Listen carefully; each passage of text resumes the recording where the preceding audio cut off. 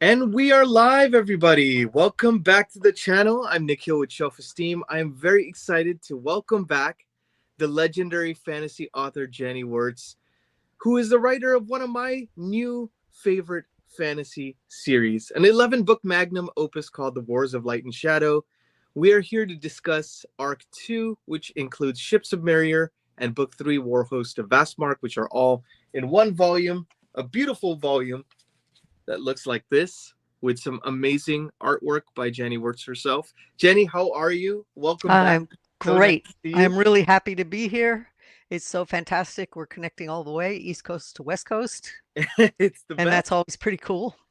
Absolutely.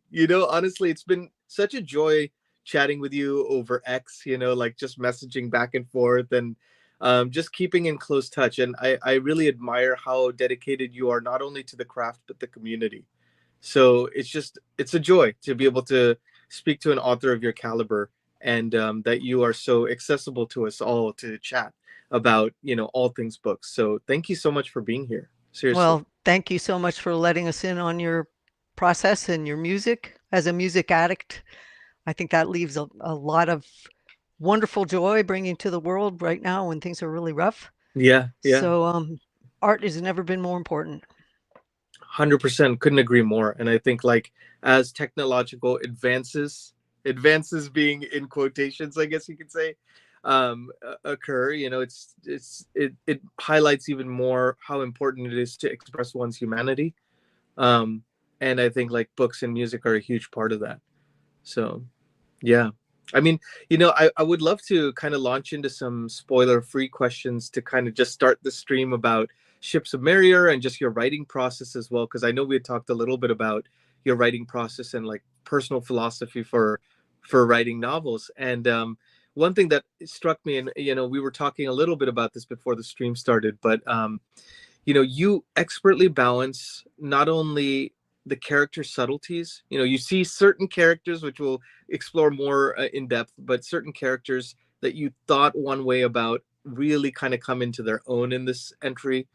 And you really go deeper into the lore, the uh I guess like the different character histories and things like that. But you balance it in a way that it feels like a slow drip of information rather than being something that feels too overwhelming.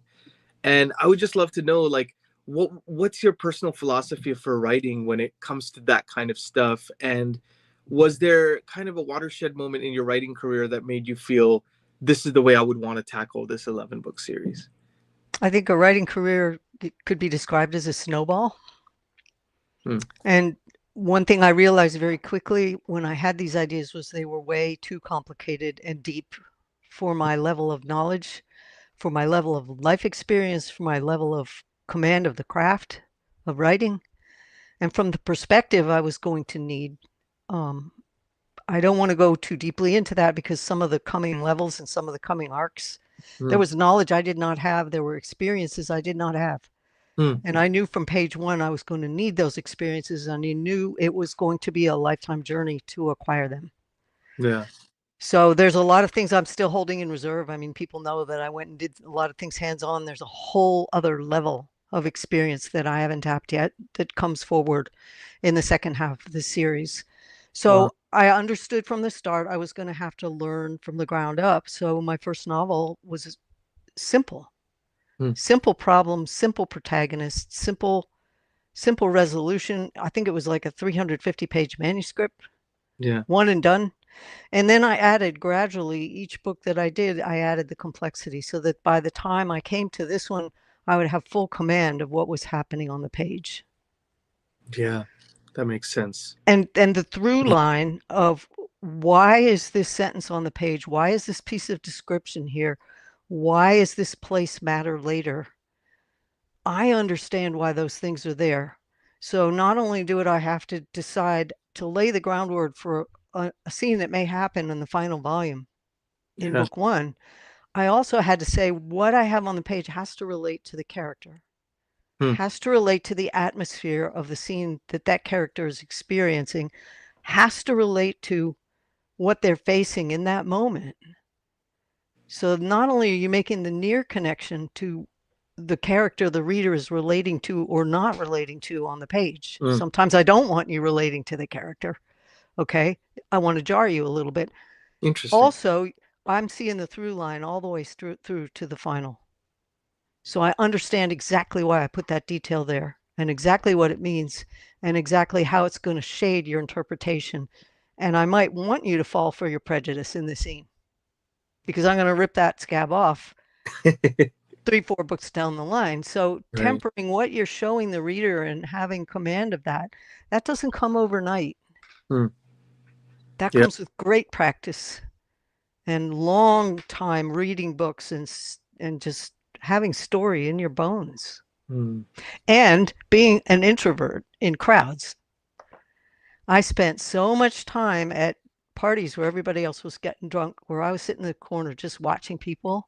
I mm, spent, I think, 2 years after a nasty experience in high school where I didn't talk to anybody. I just watched people wow. participating in things I love to do and watching the people around me and the politics and the way they interact and what they say to people and what they really mean and what they don't mean and what they aren't going to say. Just watching people. You can see all those layers because nobody's consistent. We're all hypocrites to some degree. Yeah. Yeah. And we change our identity. The person who acts this way at a party acts differently on a wilderness trip, acts differently in a crisis, acts differently.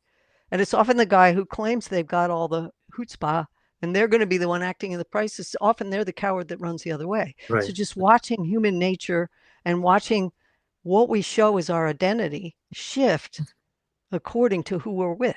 This happens. And so I put that in the book too. Mm.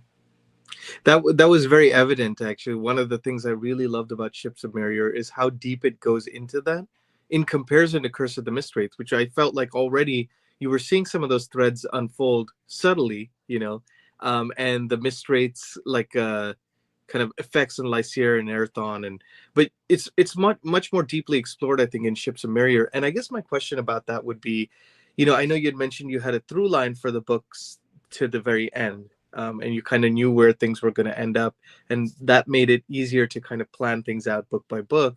Did you also have each book planned out before you wrote it? Meaning, like, did you have did you kind of have an outline of what would happen in books 6 and 7 at the book 2 phase, or were you going, arc by arc? Pretty much arc by arc. Mm-hmm. Mm-hmm. I had scenes written forward in jotted notes in folders for each of the arcs, and I would just throw them in and put them in chronological order and staple them together. Ah, Um, the third arc was the most involved as far as what information had to be unfolded. So it actually took 5 books to deliver it, but I knew that I couldn't push it all into one volume. So we yeah. didn't have the problem of, gee, I wish you'd read arc 2 as one read because it's designed as one read. The third arc is one read the same Mhm. way, but there was so much information that I designed it to be segmented so that each book has a balance designed into it. Yeah, yeah. To that, But there was a lot of information. When I said it at the outset, I probably didn't foresee 5 volumes for that middle arc, but it needed every single one of them mm, because what I'm staging for in arc 4 is off the edge. It's off wow. the edge for what you're going to expect from book 1. Mm. Yeah, I mean, one thing I found so riveting about the ending of Curse of Mistwraith is how it paints Erathon and Lysair as characters that are making moral decisions that are not necessarily in line with what you would expect from their kind of titles, Master of Shadow and Lord of Light, and you see that you see that further explored, I think, in Ships of Merior.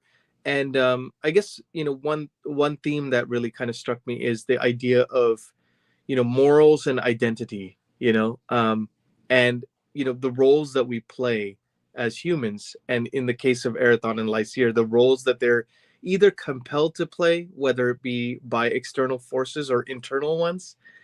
And I guess at this stage, would it be fair to say that is there kind of is one overtaking the other, or is that more of a read and find out kind of a thing? Where it's like, is it more the external forces that are guiding their decisions at this point, or more of their internal nature? Um, You're going to see that unfolded in great detail going forward. Yeah. But also, in every conflict, from every standpoint of anyone who's ever fought for anything or stood their ground, Yeah. there will be a moral high ground that they won't give up. Because there's always a third choice. There's always that choice to walk away. Mm-hmm. So if you're going to invest in a stake, you pretty much have to eliminate a lot of information that doesn't fit in the box that rose up behind that stake. You know, there isn't a bad guy, because that bad guy is making a moral decision that he thinks is right. I don't care who you take apart, someone's going to have a reason for what they did. Yeah. You know, I watched a friend of mine parent their very bright kid once, and I was just in awe of how they handled it, because the kid would do something so freaking off the wall. And they learned to ask the kid the question, why'd you just do that? And the kid always had a logical reason. He always had a reason that made perfect sense. So many of these misunderstandings and these great wars and these awful things that happen in history that we paste over because the victor writes the history. Right. We eliminate so much information about why the other side did what they did. And we see it play out daily in the news. You know, you get that soundbite, and that is not enough information to make a choice. And I see people opinionating on world events all the time, and I constantly am sitting back going, do you have all the information in your hand right now that the opposite side of that conflict had when they made their decision? And the answer usually is you don't. Yeah. But you have to. This is the dilemma of being human. You have to act on the decision and the information you have now. Otherwise, you're inert. Everything runs over you and you're powerless. So you're exerting your power when you don't have nearly enough wisdom. Yeah. And the more wisdom you get, the more you realize how much you were wrong. Right. So taking that whole process apart in the Wars of Light and Shadow, that is one of the through lines that's being played with here. Wow. Yeah. That makes a lot of sense. I think, you know, like you mentioned, it really echoes real life, and especially now with, you know, it's like with social media and things, it just heightens everything. You know, those aspects of nature, human nature, I think it heightens it that much more. And because you're a level of abstraction removed. You're getting a little line in a social media or a clip out of a piece of video. You never have the full picture. But when you meet a person one-on-one in the street, you have a lot more to go on. There's a lot more interplay. You can ask questions. You can see the emotion. You can feel the human interaction. We're losing that. And it's bringing out the worst in us because the soundbite is too shallow. Yeah. Yeah. True. And that soundbite that's too shallow allows us to bring all of our shortfalls and prejudices right to the table and spew them out. Whereas on the street, face to face with somebody, you would have to act more as a human being or you'd get your face punched off. Yeah. True. True. Yeah. I, you know, to that point, I think one thing I really loved about To Ride Hell's Chasm, as well as Wars of Light and Shadow so far, is you're tackling the theme of prejudices, you know, prejudices that people have about, based on preconceived notions about other people, and then also even misperceptions about oneself and one's place in the world. You know, you see that with Lysier that much more, I think, in this book. And then Erathon is the kind of the unlikely hero as well. You know, I would love to know kind of what made you make that kind of a conscious decision to make, I guess, would that be a way to describe it, that prejudice, you know, the tackling that idea is a big part of the series so far? Being the brunette older sister with two blondes that were, you know, yeah, I got sick of this. The older sister's always the wicked one in the fairy tales, and Right. the dark person with the dark hair is always a bad guy. The black horse is all, you know. And I said, I'm sick of this. I'm just tired of it. Oh, and the big tall guy too. Mm-hmm. And the short guy is never. So yeah, I wanted to subvert that because I was damn tired of being pushed in that box. Yeah. But also, I took characters that come from opposite directions. One was trained to be a politician making the decisions for the many.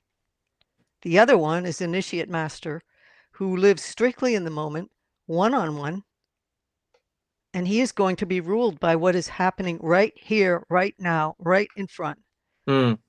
and let the pieces fall what they may. So Yeah. there is forward vision because he's looking at the consequence of what that action taken this second is going to do. So they're coming from different opposite ends of the spectrum for how they handle life. Mm.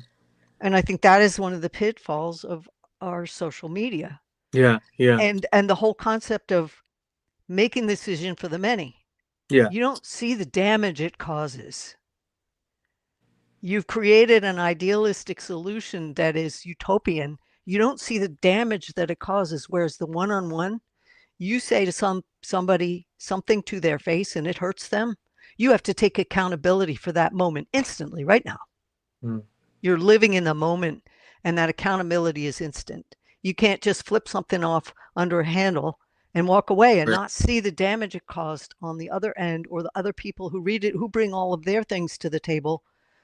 So you're triggering baggage like dominoes with Yeah. no accountability. Right. Right. So that is the dilemma of the ruling for the many versus taking things one on one. And there obviously is a balance somewhere. Mm. Mm. But are we stable enough as emotional animals to handle it in the heat of the moment, Yeah. right when it's flying in your face, whether it's on the screen, on the page, or in real life on the street? So yeah, I see people all the time behaving in ways online they would never behave 100%. in Yeah. the actual. And we're growing people up who are very divorced from the actual. Yes. It's very true. So it's leading in very curious directions. Mm-hmm. Yeah, definitely. Um, I'm seeing some comments come in here as well. I just wanted to highlight a few of these. Let's see here. Joseph, good to see you, man.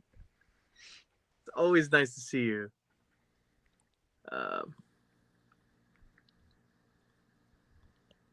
hey, Jake, what's up, Hi, Jake. man? Long hair crew. John, what's up? Hey, John. Hope your work day is going well.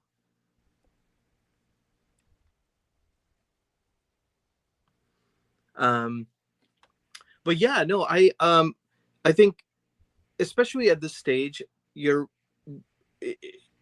I feel like the characters are being revealed that much more, and some of our preconceived notions of the characters in the first book, even as an audience, are starting to evolve. And I would love to know: is there a potential pitfall that readers commonly misunderstand at this stage? Maybe if there's a spoiler-free way to answer that, or just They kind of an think they're approach reading to. a European medieval fantasy. They are Mm. not. And that's going to become more obvious. So I would say, to some degree, don't worry about bringing your prejudice to the page, because don't get it the first time. Don't worry about it. Don't get it the second time. It'll be a little bit more obvious, but you might skip over it. Third Yeah, time will be a 2x4 right between the eyes. yeah, You yeah. won't escape. That moment of reckoning will come. Mm. But I guess what I get frustrated about is the expectations readers bring based on all the other fantasy they've read. Sometimes they miss the cues as to what this book is really about. Hmm. This is not about the Dark Lord. This is not about Right. the good versus the evil. This is not about the big war. It's taking apart some inherent things in human nature and playing them out on the page. Yeah. And when they read the early books, I mean, you take a series like Malazan and all the Elder Powers are in your face from the first page, and you have to spend the whole rest of the series unwinding what those really are and how Mhm. they connect. In Mhm. this case, the Elder Powers walk so softly, you don't even know they're there until they are. Yeah. So it's a build. And often they will jump off after the first book, the third book, even halfway through the second book Mm. Mm. or the second arc or third arc, and say, oh, yeah, I've got all this. And they don't. Yeah. because it's building to something. There's a significant volume in Arc 3 where there's about two chapter sets where they say, oh, this is just a recap of the beginning, and they miss all the cues. Hmm. It is not a recap because you are seeing the whole thing open up and you're seeing layers and levels of things that were happening in the character's experience in book one that you did not see on the page. Yeah. So Yeah. they're just ripping right over it, saying, oh, I've seen this, I've seen this. So I guess the hastiness sometimes of saying, oh, yeah, I get everything. I've read this much and I think I know what's coming. Hmm. They don't. So that's my frustration. But you know what? If they're not willing to pause and slow down and understand what they're reading, or they're not ready for it because they're not old enough, this isn't going to work for a teen. Yeah. Very rarely does it work for a teen. Right. Then the book isn't for them at that time. Hmm. Hmm. And that's okay. Yeah. I think, I'm constantly astounded by how time plays a huge factor in the reading experience. Like I remember I tried to read the first two books of Malazan in 2021, and I just wasn't quite ready for it at that point. I just started reading fantasy. I was just getting back into reading like in earnest in my adulthood, and it didn't hit me in the same way. And then now reading it, it's a completely different experience. It's as if I'm reading a different set of novels, you know? And I Right. think like had I tried Wars of Light and Shadow at that time, I wouldn't have been ready for it. It is not an entry level book, not Yeah. because it's that difficult as a fantasy. It Right. isn't. But there are many books that are not entry level books. Hmm. You're not going to read Jane Austen at 11. Right. Sorry, it Sure. ain't going to work. You're Yeah. not going to read Gene Wolfe at 14. Right. It's probably not going to work. Hmm. So if you're looking for the entry level fantasy, this isn't it. Yeah. Yeah. Totally. Yeah, that makes sense. And so now I think it's coming into its own because the field has matured more. Hmm. The readers reading fantasy are older now. They've got a little more under their belt. But what I hate is if they tried it at 14 and they didn't work, they need to come back to it at 24. Yeah. Yeah. Totally. That makes sense. Um, I guess keeping some of this spoiler free before we go into more spoiler filled aspects of both novels. Which, for those of you who are watching, if you don't know already, Ships of Merior in this particular volume encompasses both books 2 and 3. So Ships of That Merior. is the only volume where it's combined. The early Mhm. US editions, if you find the early US paperback editions, it is Yeah. also split. Oh, interesting. Yeah, but those are out of print. So, Yeah. but that's the only time it was bound under one cover. Hmm. And I did that. I pushed the editors in the US to do it that way because I sincerely felt that reviewers like Locus Magazine needed to see the whole thing. And oddly enough, they didn't review it anyway. But I understand, because we on the channel we read it back to back pretty much, and I think it was very much well served to do it that way. And in fact, I was kind of reading it in this bridge between the 2 months, and so I finished the end of Ships of Merior and launched right into Warhost same day. It felt like that continuity that I was really. They're little tiny character threads Yeah. that get a mention in Ships and blow up huge in Warhost. And I think Mhm. that the month delay or the 2 month delay or the 6 month delay, you run the risk of losing some of the connections. Yeah, yeah, totally, totally. Um, I just saw a couple more come in. I just want to, hey, how are you? Thanks for being here. And I love Jake's comment. I gotta highlight this. These books felt like Janny was just having Yep. this time. Yep. Totally. It's playing with your expectations It's and then great. blowing them up. It's going to happen again and again and again. I'm here for it.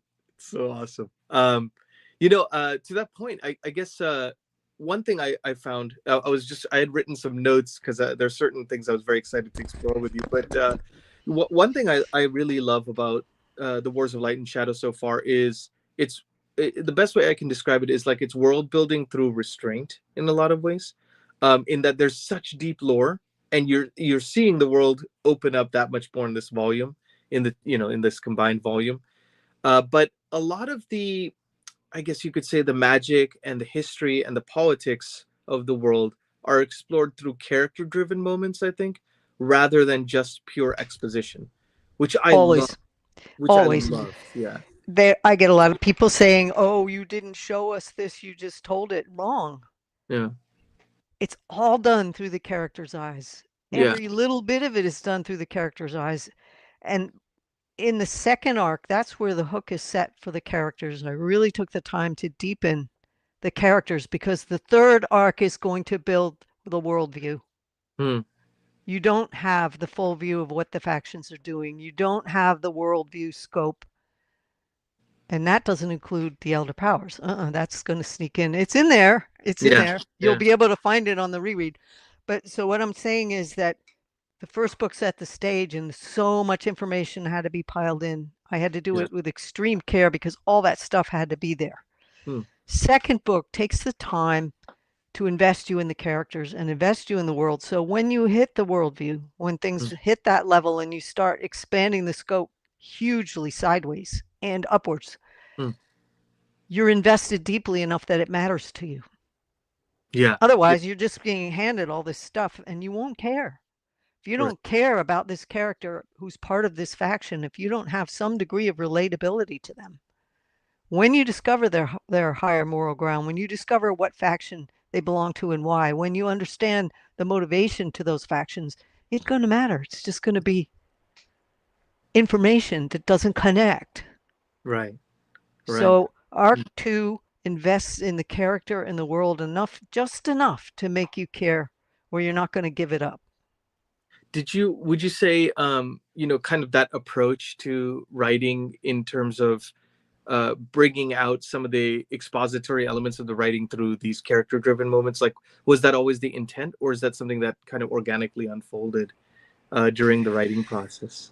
Each of the arcs have their own platform where they start. Each of the arcs start with the two main characters Mm. with one motivational goal in mind. Yeah. And then they shift it. They might mature out of that. Too many of these fantasies take the same motivational goal and play it all the way through to the end Yep. when the character should have learned better Yeah. Yeah. or grown up or whatever. So each of the arcs starts with the characters at one stance and ends with them either failing at that stance or growing beyond it. Mm. And Mm. then the next arc begins with them, and the world building does the same thing. You Yeah. think you know, and I've left certain of your prejudice sitting in place because it was more convenient right now not to throw all these details at you, and then it will blow up in arc 3. You'll realize, oops, this isn't what I thought it was, not even a little bit. Yeah. Yeah. And I'm building for something that's so many levels of abstraction higher and bigger than the third arc. Third arc's going to start scratching the surface. The fourth arc is going to kick it wide open. And it's all going to come together on all the levels in the final volume. Yeah. So I was really looking at where I had to be for arc 4. Mm. Yeah, that makes And sense. Wow. that I can't talk about yet. And Right. arc 4 is where a lot of major fantasy doesn't really dig into. Mm. So I'm just waiting for some of these discussions to catch up. Oh yeah, I'm so excited for us to get there. Both as a group and as an individual, because I'm like kind of chomping at the bit for when June 1st arrives, so I can dive right into Fugitive Prince. And then someday I can throw away my duct tape. Totally, yeah, yeah, But absolutely. see, when I set up for arc 4, I knew it. I knew it. Volume 1. That's where I was going. Yeah, yeah, And that had to be so carefully delivered and so hidden. And that's where many people say, "Oh, this is classic fantasy," and then they tag it. And I'm going, well, arc 4 is kind of going to blow that one up.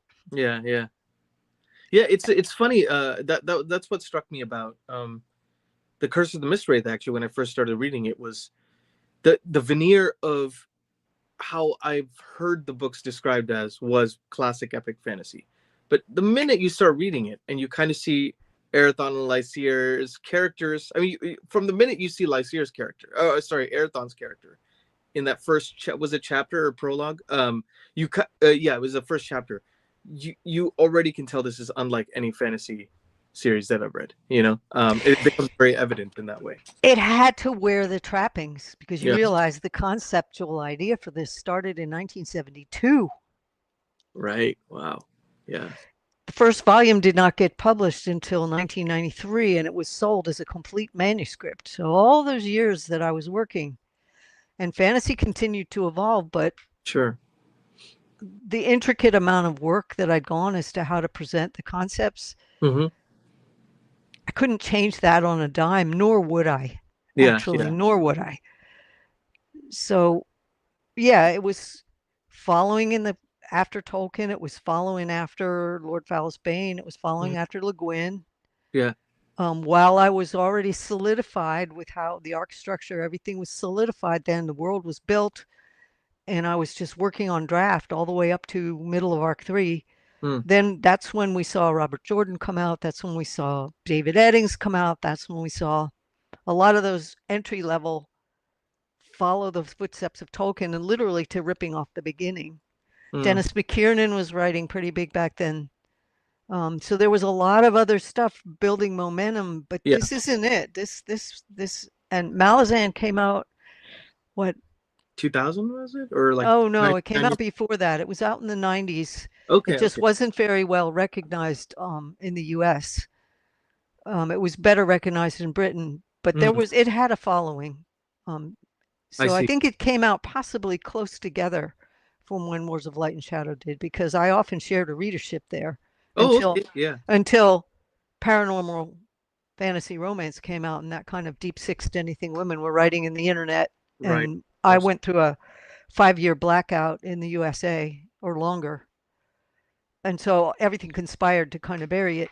Yeah. Um, so yeah, it had to wear the trappings of that because there Mm. wasn't anything else at that time. To that point, because I know how much of an avid reader you are and constantly exploring the craft through like reading other works. And this is, I know, not quite related to arc 2, but I'm just curious, as you progressed in the series and you were writing, going further down, and you were reading all this other stuff at the time, while you're writing them, did your influences change, I guess, in later entries, based on what you were reading, or was it kind of pretty much, I guess, your voice was fully realized from book 1 until book 11, or did you feel like it was changing, evolving as you read other material? I write in a style that suits the story. Hmm. And if you read back into my backlist, you'll see shifts in the style. Yeah. My major influences were not fantasy. Hmm. They were things like Joseph Kessel's The Horseman. They were things like Marcel West's The Summer of the Red Wolf. They were things like Thomas Costain, Mary Stewart, many of the historical writers that were working, Dorothy Dunnett, Yeah. massive amount of reading in other directions. So the voice of this story was very carefully chosen because I definitely wanted to weed out readers who weren't going to pay attention because the depth of it was going to lose them. Yeah. Yeah. That makes sense. I didn't want them ripping right through this. So this one was a magnum opus from a start. I was taking no prisoners, Yeah. pulling no punches. Yeah. This is not a stupid read. Mm-hmm. And I don't want to say that as a snob because I love a stupid read. Okay. I get on airplanes and I go to the beach, or I'm tired and my eyes are Sure. tired and I want a quick, easy popcorn read. And Back. Yeah. I've Yeah. got shelves full of them. I grew up as a teen on them. I can tell you, I read authors that you would go, "You read what?" And that was your favorite author, you know. So this book wasn't written for them. And so the Right. style was written in the exact correct manner Mm. for the reader. And, I saw Yeah. somebody pull apart a style the other day on a YouTube where they said, "What the heck?" I think it was Joanna. Mm. Why did she put a bit of the background atmosphere and then a bit of this and then lead up to the action and the character and the Mm. verb that drive that is at the end of the sentence? Why didn't I flip it around? Right. I flipped it because if you'd read the character's interest and the character's doing first, you would have whipped past the window dressing. And that window dressing was setting the stage Hmm. for that character's action. It was giving you a grounding in history for the ground that character was walking over, Wow. that character was aware of. And then it was giving you the character's emotional impact of walking through that layer of history. So Yeah. I was building atmosphere, world, character that had seen it, been there, done that, and the grief of that moment. Sure. Hitting your heart. If I put that at the front of the sentence, you wouldn't have gotten that punchline. It's incredible how much thought you put into each and I every put word placement. Yeah. extreme thought into Yeah. it.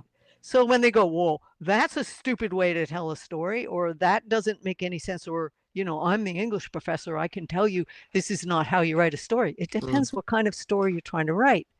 Yeah. Yeah. And when you understand how old that character is, this character happened to be alive for what? Something over the order of beyond 25,000 years? Yeah. Hmm. All of these layers are going to matter. They're going to play. And Yeah. when you get to Song of the Mysteries and you go back and you read that one line, you're going to understand the ground you're treading on. And it was going to have a whole shockingly different meaning. I just get this feeling that when, as soon as I finish the 11th book, I'm gonna want to read the first one again and just see all the stuff I miss. I'm looking at a couple comments that came in, and Jake had a great one. He said, going back through my notes from Miss Straith in preparation for an upcoming video, and it's astounding how much was laid out, how it all feels differently, even now, even after only a few books. Where do you see some of the scenes from Curse of the Mistwraith when you read Song of the Mysteries? Oh If you think man. you're done with some of that stuff, it was right on the page. Oh, that is so Yeah, it cool. was so much fun. I mean, I know what's coming, and I know Hmm. how many callbacks, and I know that it was all there in book one because it was so deliberately done. Right? Yeah, absolutely. Joseph had a great question, actually. Read outside of fantasy, read books when the paperback mass market was not a thing, and you got your books from the library, and most fiction was published in hardcover. Hmm. I hate to say it, but the short term win and the short term comprehension and the reduction of language, in the 80s, they literally took the major news magazines and reversed the language to third grade comprehension so they Hmm. could widen their readership. And we have lost so much depth and so Yeah. much nuance and so much. And I see that as leading to a different future. Science fiction and fantasy back in those days was niche. It was people who were alienated from the mainstream of society reading that stuff. And so it handled many things that would have alienated mainstream society with Hmm. extreme depth and extreme subtlety. And also we had the pulps, okay? Yeah. Yeah. But those days have shifted. And in order to get back to that, we're going to have to go back to niche. And there are two problems I see fighting the trend to go back to niche to get that depth back. One is the publishers don't want to invest in it. And when they do, it's usually a one in a generation. It takes an immense amount of effort to launch a Sanderson or a Jordan or a George Mhm. Martin. If you understand how the industry works, they won't do this for every book. A Rothfuss, they will Yeah. not do that kind of effort. So about once every decade, they will put that effort in. And the rest of the books kind of got to make their own way any way they can. Yeah. So what's working against us being niche is the advent of mass access to self-published, because some of those self-published writers are going to have that, but the push to develop style far enough to carry that, what's going to drive that? In Mm-hmm. the old days, quote unquote, the gatekeepers forced people to develop their craft far enough. Not now. This is the old days. I'm talking in the 80s when that stuff Yeah. mattered. 70s, 60s, when that stuff actually mattered, when a book coming out with a typo in it was sacrilege, when they actually had an in-house proofreader Yeah. Right. who made sure no typos got in, when the copy editor was in-house and they queried the meaning of every word to make sure an author did not use a word wrongly. So those days are gone. In traditional publishing, they're long gone. In self-publishing, there is no barrier Mm. to developing that kind of depth of perception and knowledge. And in the old days too, the author did not have to be the only one doing that. If you Mm. read like an Oscar Wilde book in the raw, in his handwritten manuscript, and what his editor did, his editor created those books Wow. because that's what they did back in the early 1920s. Yeah. Not anymore, not in the 70s, not in the 80s. You had to be a certain degree of finished. Now it's popcorn. Hurry up and get it out. Hurry up and get it out. And the less effort they have to do, the better. And now we got AI piling in. So the slush pile is going to get so thick for the reader to wade through to figure out to find. And how do you launch a book that is extremely original, extremely intricate, extremely develop the craft, kick butt hard enough to develop the craft to carry all that water? How Yeah. does it find its audience? Really, really tough. And that's where the booktube community is gold, because there is a very, very erudite batch of readers, Mm. and also the ones who love the popular, but they're mixing it together such that people can find the way from one to the other. Because I like a popular read as well as anyone else, but how do you find the ones that take you that extra mile? Yeah. Yeah. 100%. It never ceases to amaze me how many parallels there are within the publishing industry as there are in the music industry, and and the film TV industry in that respect. When the big money began to be made. Because back when I started, 10% profit margin was acceptable. Mm. That was fine. Take 4 books to launch an author's career. That's fine. We'll take a loss on the Yep. first few. We don't mind. The midlist powered it all. There were 27 publishers of fantasy and science fiction, all small houses, Yeah. all with a list. Now we go corporate mergers to cut down on the competition, to make it quarterly profit margin. Now 25% profit isn't enough for these people. Yeah. Yeah. And more of the work was thrown off on the author. We don't have much of a marketing department anymore. We don't have much of the, like I said, that publishing attitude of we're publishing books that have merit. An editor could make a decision in those days saying, this book may never make money, but it's worth publishing. Yes. Yeah. And they did not have to go to a profit and loss meeting. They did not have to justify it to the executives. They did not have to say it will make X number of months in the first 30 days.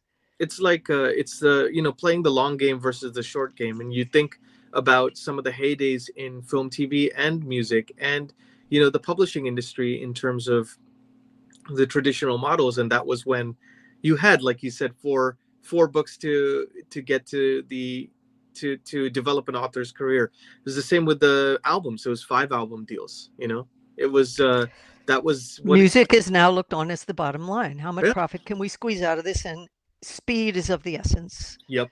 Exactly. So I see that is pulling the pins out of major works like this. I don't think I could pull off a Wars of Light and Shadow now, because it takes a lifetime of effort, skill, and focus to do it. I couldn't hold another job and do these books. Right. And how can you do that with the cost of living and the low wages and the marketplace where your car is become your income and your house has become a hotel? It's a different world.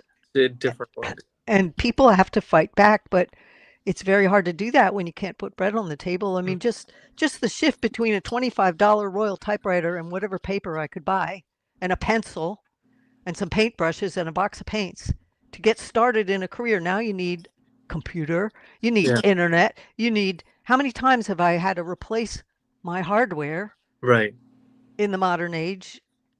Thousands of dollars. It would have been a down payment of a house, how much I've had to, and Don, between the two of us investing in how much hardware we had to buy to do the job that photographers used to do, we used to pay people to do those layers of expertise. And now we have to do all of those jobs. We have to wear every single hat and replace the equipment every 5 to 10 years as it breaks or becomes obsolete.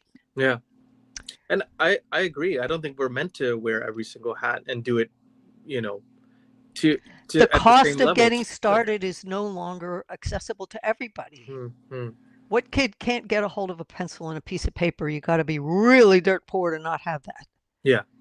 So I think we've lost the equal accessibility to even pursue this career. It's becoming more elite to be able to afford to even get off the ground. Which is so ironic, isn't it? Because there's always the proponents of technological advances as it is now, and that's the number one selling point: accessibility. It's a double-edged coin, because it's a double-edged sword, because without the access to the internet and technology right now, this series would have died. Yeah. It would have died as soon as the publisher stopped printing in the US after the merger when we lost it. I got to get a cat out of a mess. She's digging at things. So yeah, so it's there are advantages and disadvantages, Yeah. but I see it more and more as it's keeping a gate of privilege where we have really talented minds Mm. that could do this stuff, Yeah. but they're shut out. You know, uh, yeah, I completely agree. I think that's one of the powers of the booktube community is, and I wish they had this. And you know, there are no music community channels like this. There's no film and TV channels like this, and maybe there Why should. don't we start one? Yeah, I honestly I've been thinking about that. I'm like, oh, why not have three channels instead of two? What could go wrong? But no, I've always thought that it would be really healthy for the industry as a whole, because that's what I think has made um, you know, self-published authors at the same time be able to kind of create careers for themselves in a different way through this, because like a niche audience these days, you know, there's probably millions of epic fantasy readers around the world, you know, and that would be considered niche. And the ability for something like booktube to bring people from all over the world that would never meet around a common interest is testament to the fact that, Right. like, yeah, yeah, But we're drifting from the main topic, which was supposed to be the absolutely, books, but that's okay yes, because one thing that I've noticed working across platforms as far as playing in pipe bands, hmm, doing music, doing search and rescue, doing, yeah, even working in the art field. One thing the science fiction and fantasy has kept mm, to a large degree on booktube, it still survives. And in conventions to a degree, yeah, smaller conventions, it still survives. yeah, yeah, The science fiction and fantasy began with the outcasts, and we are a family that welcomes the outcast. And mm, some of that has not disappeared. A lot of it's gotten sanded off with the influx of mainstream ideas and mainstream opinions, all this sure, toxic fandom and stuff. That came in recent. mm, If you step sideways in the art world, out of science fiction art, it is cutthroat. They will not help you. They will not give you a piece of advice. They will not mm, share their contacts. In fact, they'll do everything they can to cut you off at the knees because you are the competition. I have seen this in the music world yep, that you're working. They would no sooner help you. And if you helped somebody else and then you helped somebody else, you turned on the one you helped the first time. I mean, right, so that's one of the barriers to mm, stepping outside of this booktube and science fiction fantasy. We have a community and it's yeah, being rocked hard by the fact that we have millions of people reading this that were never the outcasts. yeah, yeah, They don't know how it feels. very, very valid point. So, in order for this community to thrive, we have to hold on to that welcoming aspect of accepting the outcast, even when they don't think like us, even when they aren't us, even when their background isn't us. It's precious. And so, why isn't this everywhere on the internet? Because the rest of the world doesn't think that way. Yeah, And it's been a bath of cold water. Every now and again, I'll step outside of our nice, warm, welcoming community and realize the rest of us, the rest of the creative community in other arenas look at people as rivals, yeah, enemies. If you have this, you took it from me. It's like, come on. agreed. One reader can read 1,000 books, okay, and the time it takes me to write one. How in the world is it you took up my space? You Yeah, read my book and not yours. There's enough to go around. How many 100%. millions of people on this planet? There is enough to go around. 100%. Couldn't agree more. Um, I guess we should get back to the books at, at this point, because I still have so many questions I wanted to Yeah, ask you. well, But fire away. well, I was gonna say, you know, one thing that struck me about Ships of Merior and Arc 2 really in general is like the shifts in, I guess you could say, like, I was trying to see how best to describe it. It's like I'd written down some notes, kind of like the pacing and the perspective. So I felt like, you know, the first half is more introspective, right? Character introspection. You kind of get more revealed about Dakar, and you kind of you start to see a little bit more of the internal dialogue of these characters. And the second half, Warhost, I felt like was a little bit more external, as it's like a culmination of certain threads that are introduced in the beginning of Ships of Merior. Was it kind of always your intention to do it that way? And did you have a feeling they might split it up into two when you were in the writing process, or was it just kind of how it ended up working out? No, I did not expect that one to be split. I see, I see. Okay. But I had a 1,600-page manuscript. Yeah. I had an editor who was actively working to back this series in Britain at the time, and they planned a book tour for the release, and they had budgeted the money, they had set up the release date, everything was locked in place. And there was one night where I was up till 3 a.m. every night and up at 8 a.m. I didn't budge. I was working on that. And I reached a point about 600 pages from the end where I just couldn't finalize the language fast enough.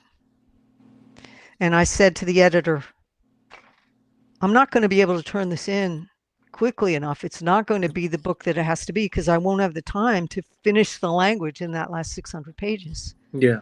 And she said, we are locked in. If you delay turning in because of that, then we're going to have to cancel all of the plans. And this would have been devastating because they had laid aside a major push for that book. Yeah.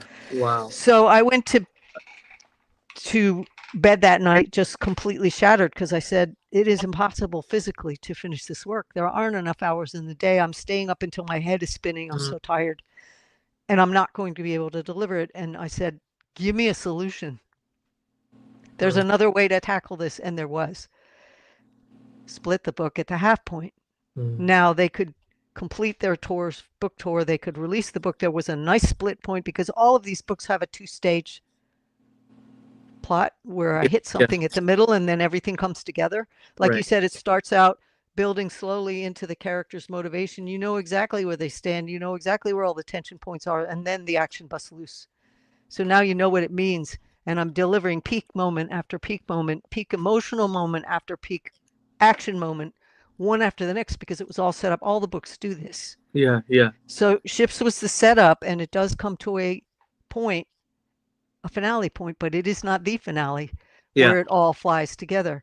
So in the end, the British publisher said, when I turned in, she said, my God, if you'd given us the whole manuscript, we would have had to split it anyway. Oh, okay. Because Britain didn't sew their bindings. Yeah. Oh. It was glue, and it would have broken.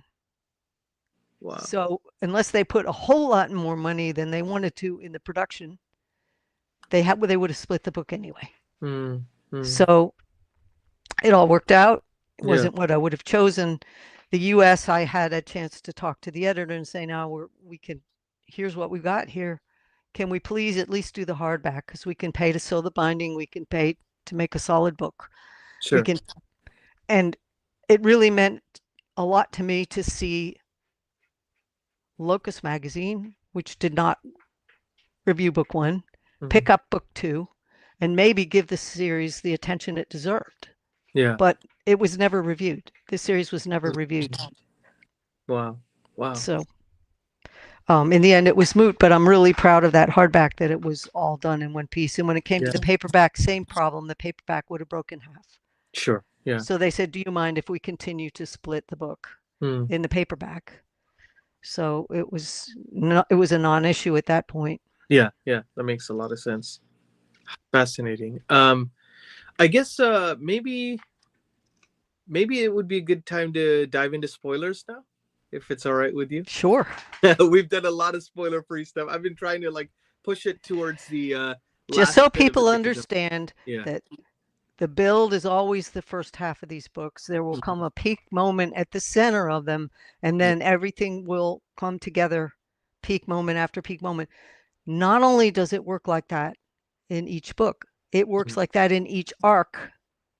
So expect in the middle arc, 5 books, Peril's Gate is the split point. It's the peak moment at the center and then after that is all convergence. Wow. It also does that for the entire series. The tipping point for the entire series is the middle of the 3rd arc, which would be Peril's Gate. Wow. And everything, the ground changes after that point.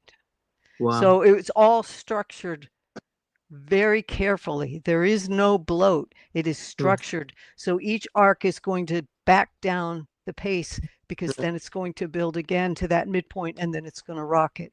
And when people hit that center point of the series, they get surprised because they say, we weren't expecting the compactness of the second half, how fast things moved, because all the groundwork is laid. Yeah, yeah.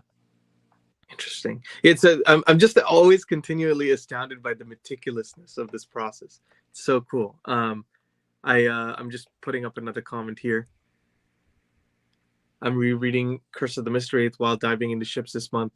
I've never reread a 600 plus page fantasy book in the same year I read it. It's so awesome. I'm glad you're enjoying it. I almost wish I could do that with every entry, just reread all the ones from before with each entry that I read, but I guess that's not each arc opens up another layer, so if you looked backwards you would see more, but it's going to keep doing that. So yeah, totally. I guess, launching into kind of the spoiler. So I'm just delineating it now, and I'll put a timestamp at this time, kind of at the 1 hour mark here is when the spoilers are going to begin for those of you who have not read up to this point. But we're going to cover, the elements of both Ships of Merior and Warhost of Vastmark here. So I guess so. One thing I found very interesting, and we talked a little bit about the belief systems and how they apply to the characters, kind of identity and stuff like that.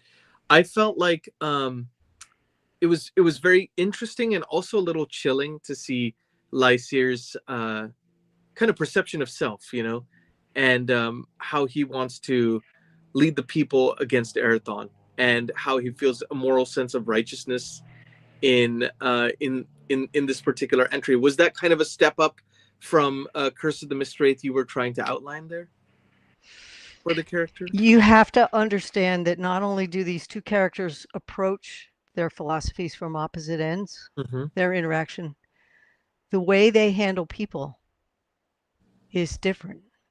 And Ships Warhost together demonstrates that. And Dakar is the one who comes to the epiphany when he realizes Lysair builds following by binding people through their weaknesses. Erathon uses their weaknesses against them until he forces them to give them up. That's interesting. So Lysair makes dependence. Erathon builds independence. Interesting. And huge that's difference in how they handle people. So Lysair is going to lap up the hero worship. He's going to bind people through their weaknesses, because their weaknesses in himself he will not face. Right. Erathon is the initiate master. He is going to handle his interrelationships with people completely differently. And that's one point that I thought was pretty blatantly stated. You see Dakar work it right out. That moment where he decides he was wrong. Yeah. And it happens in Warhost. But some people still miss that, I think. Yeah, I was gonna say, actually, that was one of my favorite arcs of this whole arc. Well, my favorite character arc was Dakar, actually, because even the way he starts at the beginning of Ships of Merior, and then his epiphany, like you mentioned, he kind of starts off almost as a comic relief, and then he has this epiphany, and he plays a much more serious role in Warhost of Vastmark, I would say. And I guess, like, was that something that you'd kind of always intended from the start? Totally. He's going to take a more serious role starting in Arc 3, but he still says he's going to whore and drink. So, the fun isn't over. But if you look at the character pattern that comes forward in Warhost. Yeah. Jiness. How did Erathon handle Jiness? How did he handle Theric? How did every person that comes into his orbit? And how did Lysair handle the people that came into his orbit? And what happened to them? Yeah. Where did they wind up? And when did they have their, Deegan, when did he have his epiphany? It was too late. Right. He died of it. So these contrasts, if you look at the interplay between these two characters, I don't come out and say it except through the character, which is Dakar, who spells it out on the page. When he goes down into the ballast of that ship to get drunk. Yep. And he finally figures out exactly what happened. It's like, and so how these characters handle their relationships is a different sort of ballgame. Mm. And you will see that play out going forward also.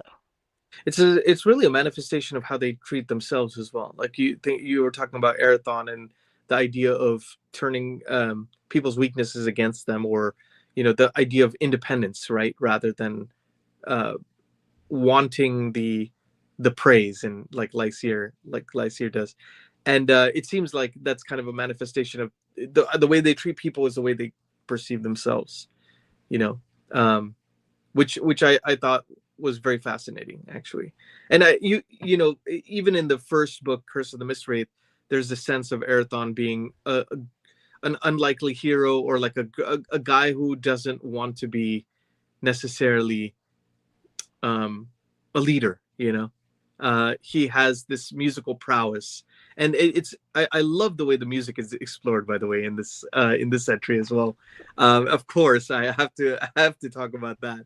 Um, when you were designing kind of like the music's role in this particular entry, I know obviously you're a musician as well. Was there anything else you were pulling from besides your own, I guess, personal relationship to music? When kind of bringing this into through these characters' eyes. You're a musician, so you know about dissonance and Hmm. resonance, and you know about harmonics. You understand that when you sound a note, it activates other harmonics and they interact with other harmonics, and you Yeah. come up, and it affects you emotionally, even beyond hearing. It is sounding harmonics that are beyond your ability to sense, and this is part of how you manipulate emotion. Mm. If you study physics, it's the same damn thing. Music is part of sound and is part of the electromagnetic spectrum, the same thing. Yeah. So access to magic is all through resonance and dissonance and creating patterns. For Interesting. me, music is an addiction. I absolutely love it. When I listen to a piece of music that is so well wrought, it gives me chills. It Yeah. will give me chills. I'll just, it just touches my soul in a way that my body just reacts. I'm unfortunately one of these people that I can hear it. I can hear it, but I'm too self conscious to express it. So Hmm. I played solo bagpipes and I won all kinds of competitions and I Yeah. failed 3 times more than I ever won because I had to hit a magic moment where the self consciousness fell away. Yeah. And the slightest little thing would trigger the self consciousness, and then I would stiffen up and freeze. So I can hear it, I can appreciate it, I damn well know it when I hear a master playing an instrument, but replicate it only when I'm by myself Yeah. because Yeah. I'm too much of an empath and too much of a I get disrupted by other people around me way too easily. Sure. And it isn't that I care what they think, it's that I become too self-conscious and suddenly when you're self-conscious of your body, you've lost track of the music. The music just flows Mm. and you've broken that flow and then it becomes mechanical or you make a Yep. mistake or you can't recover because you're not in the moment. So um I can hear it. So I Yeah. try to put that into the writing. I damn well know it when Yeah. I encounter it. Yeah. Yeah. But Yeah. God, I wish I could express that. I listen to a lot of Alan Watts lectures, and he talks a lot about that idea of like observing yourself, creating the art versus being the art. Or Being like, the art, yeah, yeah, absolutely. yeah. And I often wonder when I see these incredibly, incredibly gifted rock stars or just off the chart geniuses, Hmm. is that why they blow themselves out on drugs? Is that their way to step out of that self consciousness? Yeah, I wonder. I wonder because a lot of musicians I know just destroyed themselves with Yeah. alcohol or this or that or the other. Is that their way of forgetting their body? Mm. Because, we're animals. Yeah. It's just too easy to trip that up and knock you back into the physical, and the music doesn't come that the, way. the the way I kind of think about it is because I've thought about this a lot as well, and it's and I would probably say the same thing with writers. It's like writers, musicians, like we all feel very deeply, and it's kind of like putting your antenna up to a certain frequency in a way, and you can't really turn that off. That's a part of who one is, and so having that on all the time is both a blessing from a creative Yeah. standpoint, but it's a burden You too. feel way too much. Yeah. But with writing or with artwork, you have time to fix the mistakes. Mm, You have yeah. time to, and nobody's in the room while you're fixing those mistakes. So that self-consciousness, the person walking in and disrupting your focus Mm, doesn't happen. But music, unless you're doing composing electronically or something that's removed yeah. from Yeah. that, I'm talking live instrument performance. That's what I can't do. I'm sure I could learn to do it electronically or composing wise because you'd have time to fiddle with it. Totally. Totally. But that would be a whole other career. Yeah. And my God, a amount of buying physical material, it would be crushing to invest in all that. But boy, I used to play with it in college. Oh yeah. Yeah. Totally. Yeah, I messed a lot in electronic music studios, and I had a batch of recordings that have all been lost. But Wow. so yeah, live instrument performance, I'm too clumsy for that. I'm too self-aware. Yeah, it's a completely different skill set, like you said, than tinkering around in the studio, which is probably more akin to, writing, Right. writing a novel. Exactly. Yeah, But yeah, is that why so many of these musicians blow themselves apart? yeah, I often wondered. yeah, yeah, yeah. And to I, me, it, that's too high a price to pay. totally, totally. Yeah, yeah. It's about figuring out ways of cultivating your artistic voice rather than you know constantly trying to tamp it down any way possible because of the burden is so big. But yeah, Yeah, yeah. I had a huge experience. I got to study bagpipes under a master. He was world class. Wow, wow. And I would prepare and prepare and prepare and prepare and go to some massive, national competition and just miss. Yeah. And then 2 weeks later, I'd come back, walk into my lesson, having crashed and burned, or just missed. Mm. And I would just stand up there and play the way I should have played to start with. And my instructor would go, "Where the hell was that? Yeah. That was a gold medal performance in Scotland. Where Mm. was that 2 weeks ago?" And I said, "Today I didn't care." You know? That's the hardest part. Yeah, definitely. That's the hardest part. I remember, just a quick side tangent, but just to illustrate this point further, I remember for me, I used to always have self-consciousness on stage. And it wasn't until I started playing in wedding bands, actually, where I'd do 4-hour sets.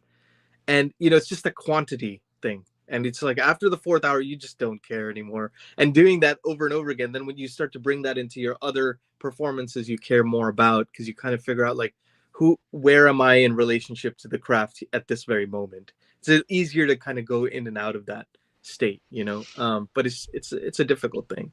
So Um, bringing that back to Warhost yeah, yeah, and Wars of Light and Shadow, when I set out to create this series, I didn't care. yeah. Oh, I didn't care.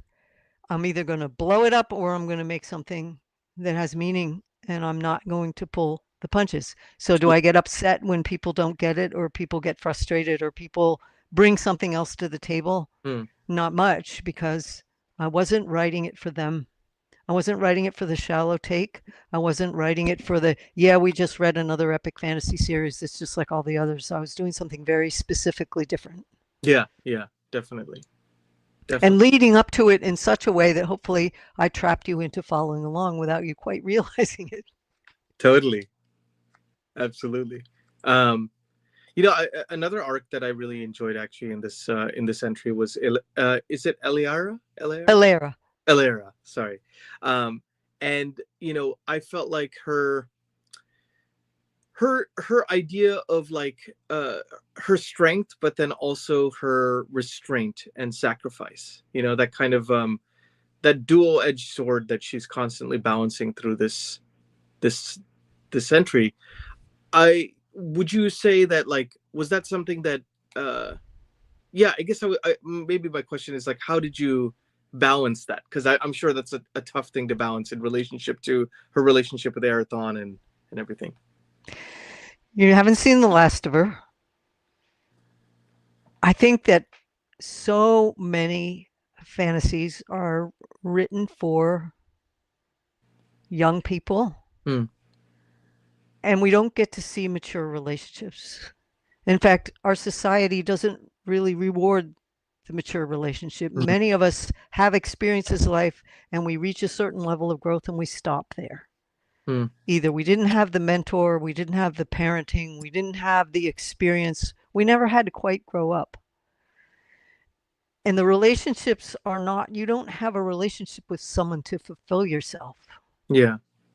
And growing out of that idea is massive, and many people don't. And so, what was I trying to do with Alera and Arathon in this book was show a more mature view, which is they're not there to complete themselves. They're there to complete each other. Mm. And that means sometimes letting go completely. And you Yeah. will see in arc 3 where characters are asked to do something that might make another character dependent. And the real powerfully loving relationship doesn't do that. It doesn't become the crutch for the other partner. Mm. Because the minute you do that, you've got an unstable dynamic. Somebody is leaning and somebody is. And so it's writing from a depth of maturity of what a loving relationship could be if two people are adults. And often the relationships we get in our genre are damaged. Yeah. It's not two adults at all. It's teen wish fulfillment, or it's teen angst, or it's love triangles, or it's, but the real mature relationship frees the partner to be themselves on the recognition that you're stronger together, and on the recognition that if you have one person unhappy, you have two unhappy. Yeah. It's no longer a relationship anymore. It's a war. So having the strength to say, if you're not happy, go. There's the open door. Yeah. In other words, and knowing that, having enough confidence in yourself and your relationship that that open door is not going to be used. Mm. Having the maturity to know that you're right for each other, and that's what's keeping you together. It's so interesting because as you're mentioning this, I'm kind of thinking back on epic fantasy that I've read over the last few years. And you're absolutely right. Like, I don't see relationships explored in this mature way. It is usually exactly like you described. And it's actually one of the reasons why, for me personally, I don't ordinarily gel as much with the relationship angle in epic fantasy. It isn't only epic fantasy, it's fiction in general. Yeah, that's true. Go read any thriller. Mm. It's the same thing. These relationships are broken. And so that moment in Ships of Merior where Ilera knows that she could have told Arathon she had freedom, she had the permission to be together. Yeah. She chose not to. She chose to keep the relationship, the trust in that relationship solid. Because if she had revealed that, it would have tainted her purpose for being there. Yes. So she gave up the relationship. She allowed that a relationship to be broken off, not broken, broken off to keep that relationship whole. How many times do we see that in fantasy or any piece of fiction? Usually people read to escape. They escape their bad marriage. They escape their breakup. They escape and that's fine. I do too. We all do. Yeah. I was single till I was 38. Don't tell me I didn't read books that wanted to be wish fulfillment. I sure did, just like anybody would. So, and I read them now just to recapture that sense of stupid youth, okay? Yeah, totally. But the mature relationship might give up to keep it real.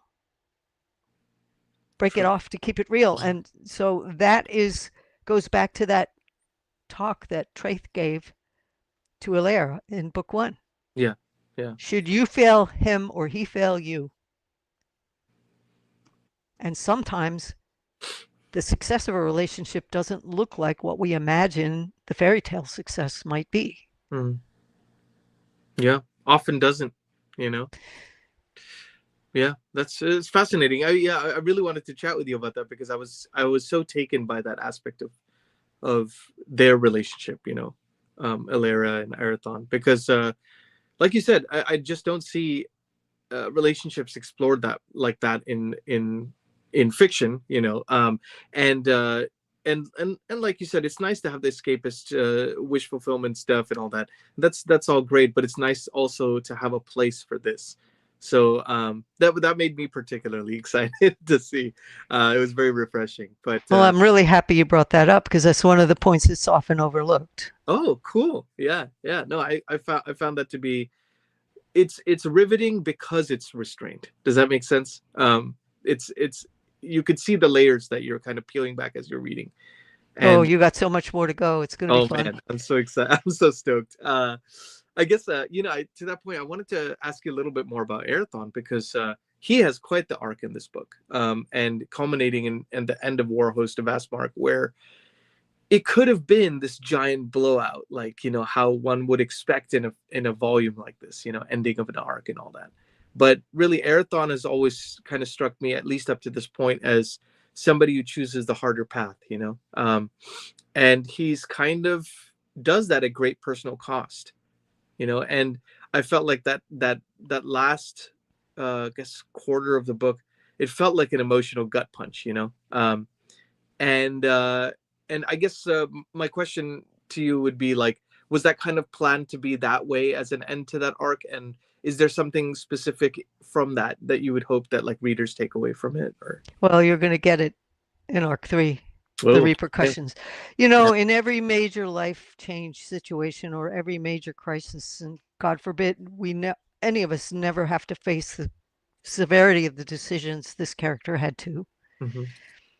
You sort of have a choice in every moment that hits like that, a signal moment where there's a fork in the path. What is the easier path? If you take the easier path, is it the one you can live with? Hmm. So Arathon did not take the easier path, but maybe he took the one he could live with. Yeah. Yeah. And it's still going to cost. You're going to Oh, see the yes. penalty, the cost of that moment in the next book playing forward. But is it the moment we can live with? Because did we put every effort we could into it? And if you look at the 9 levels of chess that he's playing there, Hmm. you will see what he planned and why he cited that war there, and what the people who supported him through that war received afterwards. There's an afterwards for this. What he built out of the destruction that he brought there Hmm. is going to play a significant role. So there's much more packed into the aftermath of that scene Wow. that is coming up. So he is an initiate master. You have not seen his early training unlocked, what he went through to become what he was when he stepped through that gate Yeah. or faced that battle in book 1. You will see that. That will become revealed. Wow. It's not going to be the simple story you think it is. Yeah. Yeah. It's huge. And when you see that layer and that level of who he was when he stepped through that gate unlocked, then you're going to begin to perceive all the things he brought to bear in Hmm. all the events and ships in Warhost that you don't see because it's not told from his point of view deliberately. Yeah. Deliberately, you're Right. meant to see the surface level. You're meant to interpret it by the relatable characters that are around him because you couldn't relate to the number of decisions he was making. It's out of your depth. Hmm. Mm-hmm. Until you've lived through a certain chunk of this series, then you're ready for that depth. Because I'm building for something that's coming up in arc 4 and finally arc 5 that isn't apparent yet. I know it's there and I know what I was working with. So there were reasons why I chose not to show his point of view Yeah. because you're not ready for that level of That makes perception. that makes a lot of sense actually, because I think about my experience reading Ships of Merior and Warhost of Vastmark versus my experience reading Curse of the Mistwraith, and it feels like the Curse of the Mistwraith was very much like you mentioned, a setup book, and it was also kind of getting to know the world, the writing style, the characters, all the stuff. And I think it was that legwork at the beginning that kind of prepped you for going deeper into these characters. Like you couldn't have done that in the same way in Curse of the Mistwraith. And I would imagine, getting to explore these different points of view, it you need that setup. There's so much Yeah. subtlety. Do you remember the scene at night Hmm. when Ilara is talking to Arathon and she chooses that moment to probe into the emotional mess that he had left over from the battle at Oh yes, Talcor? yeah, yeah, yeah. And she hit that epiphany my God, you knew this was going to happen. You knew this battle was going to happen this way. You went into it with your eyes wide open. And Mm. then she breaks down and she weeps because she realizes, how did he survive? Yeah. Watch for this, because you began to see some of the depths of the layers that this character is working with through her eyes in that scene, beginning in that moment. Up till then, you really didn't know, did you? Right. Right. So you're going to Huh. encounter this character through the eyes of the other characters until the moment when you Wow. are shown. Yeah. And that isn't even the beginning, because that is the launching pad for where he's going to go. That is awesome. So Yeah. much coming. So yeah, I took my time developing the characters here. I took time with these subtle little scenes that seem to move so slowly, but they're beginning to dig into some underpinnings that are truly vast. Hmm. Hmm. Dakar's moment of epiphany, Tharic's moment of epiphany, Janice is blowing it. She lost his trust because she didn't trust how he behaved toward her in the moment. She Yeah. took everybody else's opinion of him, and it blew any chance that he was ever going to truly confide in her Right. beyond what he did. He's trusted her up to a degree, but not with his personal self. Hmm. So Hmm. watching the intricacies of these scenes, there is much more packed in. It's not a repetitive pattern. It's Yeah. a pattern of reveals. I really wish I had taken more notes.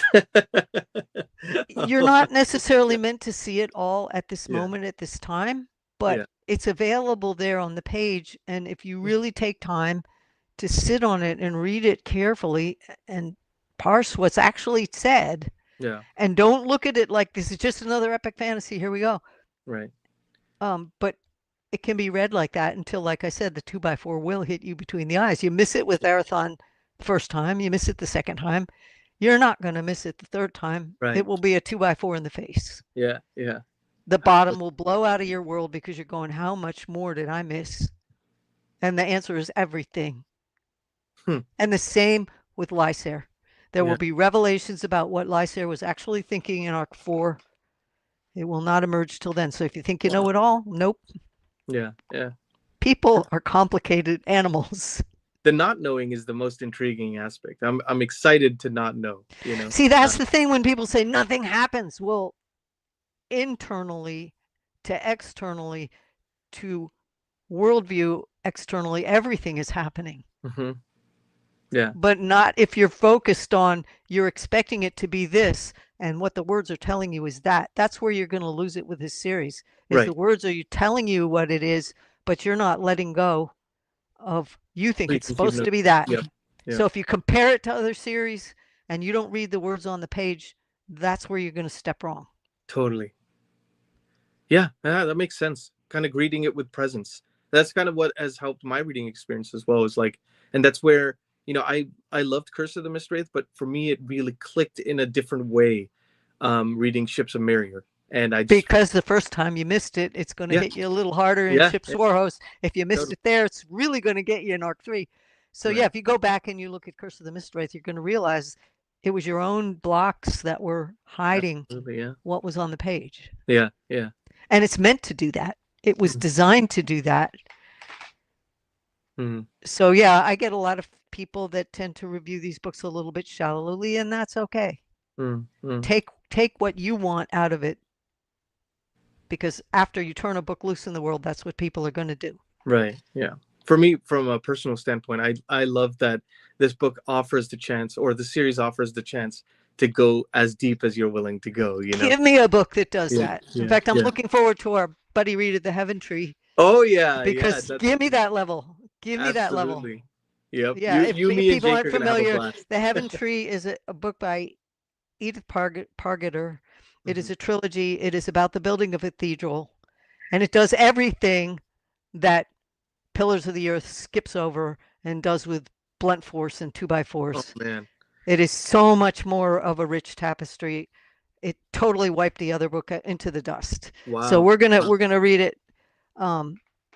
In July? July, I think, if it Yep, works for you both. yep. It's Yeah. 3 short trilogy. It's not complex or long. I mean, if you get the omnibus, it's a chunk, but Right. it's 3 short books.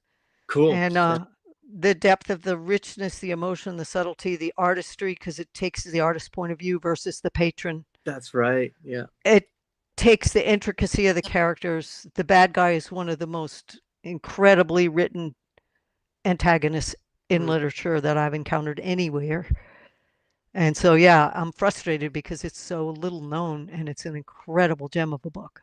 Yeah. Yeah. I'm so So excited. I'm we will always tear looking into for. it in July. I'm always looking for under the radar stuff. You So know. yeah, It's give like me the book that'll do this with characters and subtleties. Give yeah. me the book that will mature human nature over the course of reading, that Mm. is not a wish fulfillment or just doesn't go, oh yeah, it took place XD number of centuries ago and they were really dumb and crude and dirty and nasty and mean. That is just such a superficial take of the culture that actually Mm. existed on the ground at that time Yeah. historically. Yeah. Yeah. Their Yeah. values were different than ours, but their True. culture was every bit as rich, every bit as intelligent, every bit as developed, every bit as nuanced. They regarded reality differently than we did. Mm. And the Heaven Tree brings that out. Oh, that's Where so Pillars cool. of the Hearth just anyway, I didn't care for the book. Okay. Well, no, I'm so excited for this buddy read we're all going to be doing. That's going to be such a blast. And you know, and to that point, I'm really excited to read Fugitive Prince next month as well and explore more of these character arcs. And you know, honestly, Jenny, I just have to thank you so much for doing this today and giving more context to both your writing process and also these characters, because I mean you know, just falling head over heels in love with these characters and the world you've created. And you know, I just, yeah, I appreciate you taking the time today to talk to us all about it. Well, I love it because you have brought a different perspective to these talks. You have brought out a different facet to these books that probably hasn't been discussed before. So That's amazing. Yeah. what you bring to the table adds to what comes out. What you bring to this series adds to what the series is. Hmm. And I really value that. That's what the whole purpose of art is. You put it out there and then the world takes it and it makes something bigger. Yeah, yeah, totally. And having a real musician actually read this, it's exciting. That's awesome. Yeah. No, this is more, you know, this is one of the most unique fantasy series I've ever read. So I'm so thrilled that, you know, we get to have these discussions and to hear it directly from the author, you know, is a real treat. So thanks for taking the time, and, you know, and thanks to, for that matter, to everyone who's watching and commenting. It means the world, you know, because it's like Jenny said, when we get a chance to read, we can have profound experiences, but when we get a chance to share it amongst fellow book lovers with the author, even, that the whole is greater than the sum of parts. You know, it becomes this larger than life thing, and it's amazing to be able to explore that all together. So I just really appreciate you all being here. And for those of you who have made it this far into the video and not picked up Wars of Light and Shadow, you absolutely must, because it is, honestly, like I said, one of the most unique fantasy series I've ever read. And we're only on book 3, so you can imagine, you know, feeling that way this early in the game with as much subtlety as being explored here. So, yeah, Jenny, thank you again so much, and really appreciate you being here. Well, thank you for having me. Thank you for making this possible. It is a gift and a privilege to meet people like you Oh, that are working in the arts in this difficult climate where, you know, what we do is considered a bottom line, but it's so much more than that. yeah, And just the community it takes to survive that, we need each other. we do. We have never needed each other more than right now, where they're trying to hand our jobs to machines. Right. And hold the line, people. Hold the line, because that's what makes us human. Yeah, agreed. Couldn't Don't agree give that more. up. Don't Mhm. give it up for anything. So thank you for having me here today, because that just reaffirms everything that gives what we do meaning. Oh, wow. Well, thank you, Jenny. I mean, I really appreciate that. And likewise, I feel like, you know, being able to talk about this stuff is what this is one of the joys of BookTube. This is one of the joys of reading. Is to share it. Stories are how we understand each other. Yeah. If we lose that, we've lost the ability to put ourselves into somebody else's shoes and really understand what they're about, what their culture's about, what their experience is about. Stories are the gift of experience given to someone else, Yeah. and they can change our lives. It's what made us evolve as humans, That's stories. exactly it. Well, wonderful. Thank you again, Jenny. I am Nikhil with Shelf-Esteem. Be good to yourselves, everyone. Be good to each other. We hope you have a fantastic rest of your weekend. Thanks for joining us, and we'll see you very soon. Take care.